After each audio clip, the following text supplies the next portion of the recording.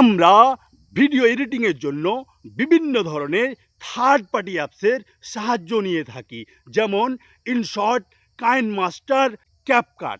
এই সবগুলো অ্যাপস থেকে আমরা কিন্তু ভিডিও এডিটিং করে থাকি।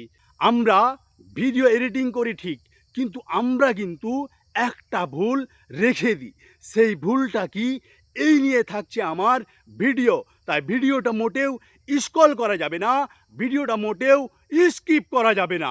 তার কারণ যারা ভিডিও না দেখে কমেন্ট করছেন, যারা স্ক্রল করে উপর উঠায় দিচ্ছেন, তারা কোনোদিন সফলতা পাবেন না।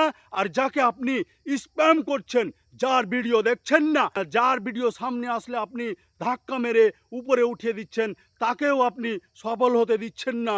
এইগুলো ঠিক না।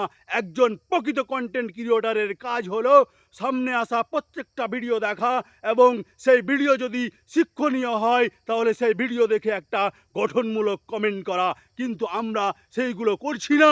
আমরা কি করছি, আমরা ভিডিও সামনে আসলে গুড মর্নিং, গুড ইভিনিং এইসবগুলো ভিডিওতে কমেন্ট করে আমরা পালিয়ে যাচ্ছি।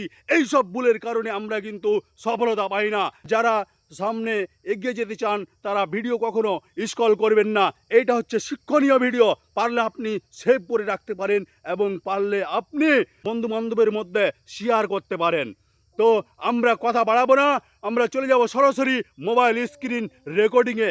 কিভাবে ওয়াটারমার্ক রিমুভ করা যাবে, কিভাবে ওয়াটারমার্ক থাকবে না, তাহলে পরবর্তীতে ফেসবুক আমাদের ইস্যু দিবে না, এই নিয়ে থাকছে আমার ভিডিও। তো ভিডিওটি শুরু করছি। আমি ইনশট দিয়ে আপনাদের দেখাচ্ছি।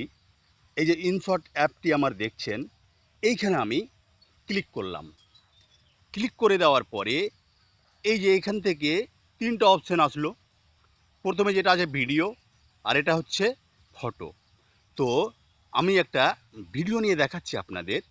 এই যে এখানে ভিডিওতে আমি যদি একটা ক্লিক করি, তবে এরকম একটা অপশান আসলো।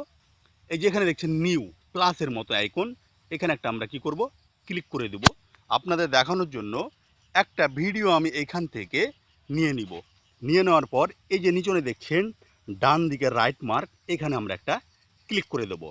ক্লিক করে দেওয়ার পর এই যে লক্ষ্য করুন, নিচনে ডান দিকে এই যে লোগো ইনশট, এই লোগোটাই আমাদের রিমুভ করতে হবে। তার জন্য যে কাজটি করতে হবে, এই ইনশট এই যে লোগোটি আছে, এইখানে একটা আমাদের ক্লিক করে দিতে হবে।